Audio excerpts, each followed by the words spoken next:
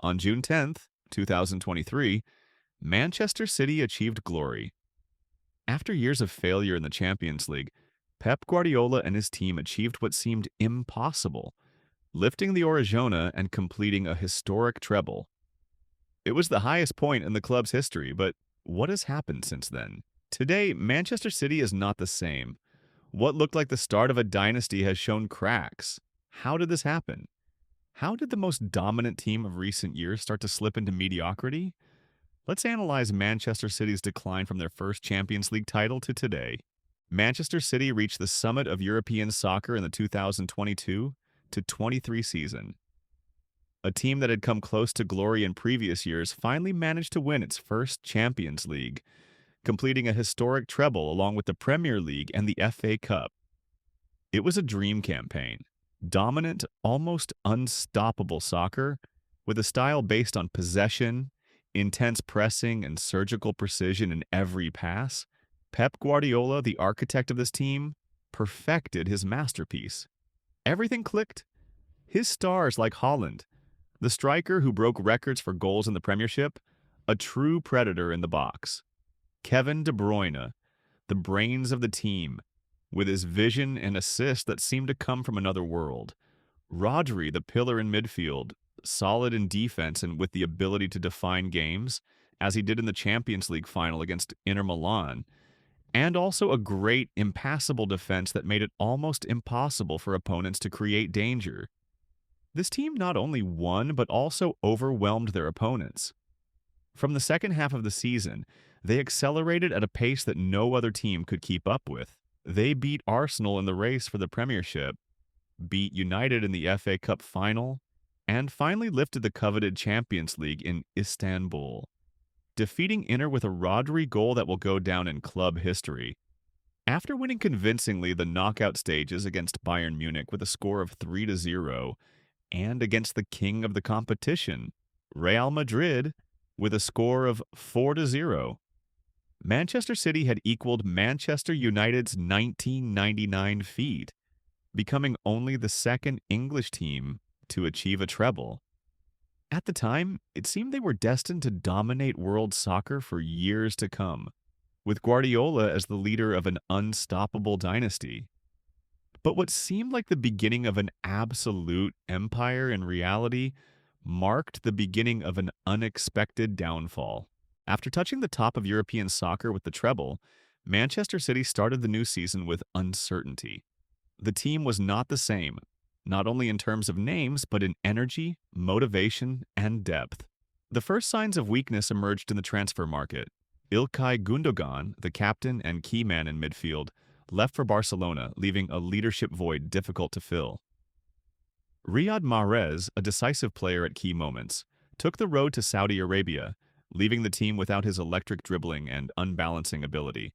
To compensate for these departures, the club brought in players like Mateo Kovacic and Joško Gvardiol, but neither managed to match the impact of those who left. Kovacic did not offer the same offensive presence as Gundogan, and while Gvardiol was a promising defensive prospect, his adaptation took time. This was compounded by the addition of Jeremy Doku, an explosive winger but one who had yet to establish himself in the Premiership. But the problems were not only in names but also in the mentality and fitness of the team. After a demanding and glory-filled season, the team began to show signs of wear and fatigue. Key players came into the new campaign without the same spark, and this was reflected in the first official matches. The first trophy at stake this season was already a warning. In the Community Shield, City faced Arsenal at Wembley. Although they dominated at times, the team was far from their best. When everything seemed to indicate that they would take the title with a goal by Palmer, a last-minute goal by Trossard took the game to penalties. There, City failed in the shootout and lost their first title of the season. It was not just the defeat, but the feeling that the team did not have the same mental and physical solidity as the previous season. An early sign that things were not going to be so easy. The next challenge was the European Super Cup against Sevilla, a team that on paper was inferior to City. However, the match was more complicated than expected.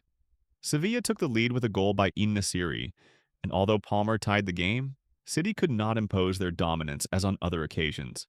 The match went to penalties, and City won, but the team's performance did not convince the fans or Guardiola.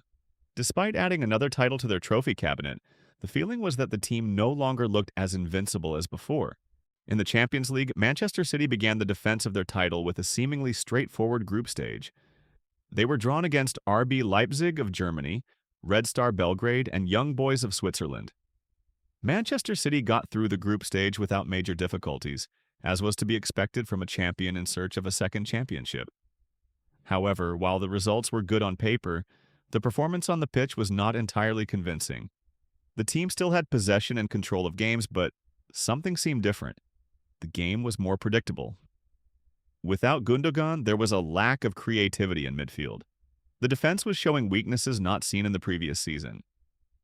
Haaland was still scoring goals, but he didn't have the same devastating impact as last season. The team relied too much on Rodri and De Bruyne, and when they were missing, the machinery didn't work as well. City won their group, but without the unstoppable aura they had last season. Opponents no longer saw them as an invincible machine, but as a vulnerable team that could be hurt. In the round of 16, City faced Copenhagen. They won 3-1 in the first leg in Denmark with a relatively comfortable match, and closed the tie at the Etihad with a 3-1 win that allowed them to advance without any surprises. But in the quarterfinals came the big blow. They met again with Real Madrid, the king of the competition, in an epic series. In the first leg at the Santiago Bernabeu, they drew 3-3 in a match full of alternatives, defensive errors, and spectacular goals. In the second leg, at the Etihad Stadium, City dominated much of the match but failed to convert their chances, and the 1-1 draw took the tie to a penalty shootout. There, nerves betrayed Guardiola's team. Bernardo Silva and Kovacic missed their kicks, and Real Madrid advanced, eliminating the reigning European champions. This result marked a before and after. What seemed like the beginning of a European dynasty ended up being the beginning of decadence. In the FA Cup final, Manchester City lost by 2-1 against Manchester United, missing out on the chance to retain the title. The season ended with a bittersweet taste. They did win the Premier League and the European Super Cup, but the feeling was that the team had lost the freshness and forcefulness that led them to win the treble. The 2024-2025 season began as the big challenge for Manchester City, to prove that they could still stay in the elite after the previous year's doubts. Julian Alvarez, tired of being Haaland's understudy and looking for more prominence, left for Atletico de Madrid for more than 80 million, a departure that left a huge hole in the attack. On the other hand, João Cancelo also leaves the club. After several transfers and ups and downs, he ended up signing for Al Hilal of Saudi Arabia. And then came the signings. Savinho, an electric young Brazilian, arrives from Troy. Many see him as a jewel in the rough, but ready for the Premiership? Surprisingly, Ilkay Gundogan returns to the club after an irregular spell at Barcelona, looking to rediscover his best under Guardiola. Later on, City signed Uzbek Kusanov, signed from Lens for the defense. Young, strong, with projection, but without experience in the elite. And finally, Omar Marmoush. Direct from Eintracht Frankfurt, he arrives to fill the place left by Julian.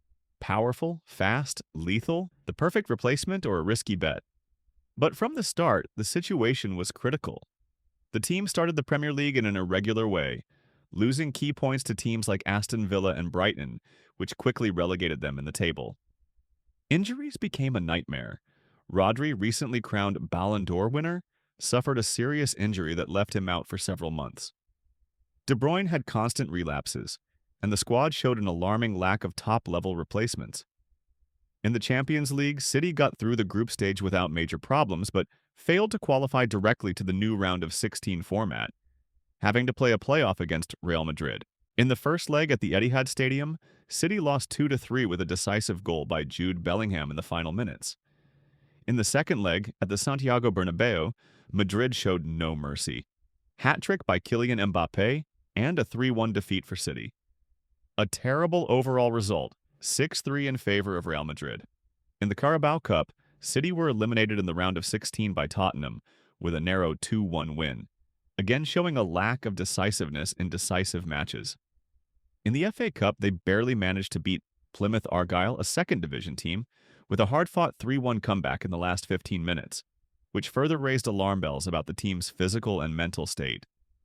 In the Premier League, City finished the season in fourth position, 20 points behind leaders Liverpool and just 1 point ahead of Chelsea, securing Champions League qualification for the following season in extremis, but leaving an image of a team without soul or freshness. Criticism of Guardiola reached its peak. He was accused of not renewing the team tactically and of having lost control over a dressing room that no longer showed the hunger of previous years. Meanwhile, rumors of his possible departure grew by the day. After closing out the 2024-25 season in Europe, Manchester City traveled to the United States for the new Club World Cup, held from June 14th to July 13th in a historic edition with 32 teams. Guardiola added 4 signings in June 2025, all integrated in time for the competition. Tijjani Reinders, Dutch-born midfielder from AC Milan for about £46 million, considered the modern replacement for Gundogan. Ryan Cherki, young French attacking talent from Lyon for about £34 million, with vision and goals. Ryan Ait Nouri, left back with Premier League experience from Wolves for about £31 million, reinforced a historically weak position. These additions totaled more than £110 million and had a single objective: to try to lift the new Club World Cup format and renew the hope of a new era for City. In the group stage, City overcame their opponents without any problems. Wydad AC, Al Ain, and Juventus, closing with authority and leaving good sensations. But in the round of 16, the big surprise came. They faced Al Hilal of Saudi Arabia in Orlando, and after taking the lead with an early goal by Bernardo Silva, the match turned into a drama. Al Hilal responded with goals from Marcos Leonardo and Malcolm. Haaland equalized in the second half, but it was in extra time that Kalidou Koulibaly put the Saudis ahead again. Phil Foden equalized again, but Leonardo sealed the match in the 112th minute, 4-3 in City's elimination. It was one of the most shocking blows in recent soccer. The press called it one of the biggest surprises. The result exposed defensive shortcomings, low efficiency in decisive moments, and accumulated fatigue in Guardiola and the squad. Al Hilal not only eliminated City, they did it on their tournament debut and in extra time, reinforcing the feeling of a club that has lost the aura of invincibility. In just 2 years, Manchester City went from the top of world soccer, conquering the coveted treble, to face a present full of doubts, injuries, painful eliminations, and an unexpected elimination in the Club World Cup that seemed unthinkable for a team that dominated England and Europe. Now, after Guardiola's renewal and with a squad in urgent need of rebuilding, the question is clear. Can Manchester City regain their greatness and once again impose their game on Europe and the world? Or are we witnessing the beginning of the definitive decline of a historic generation?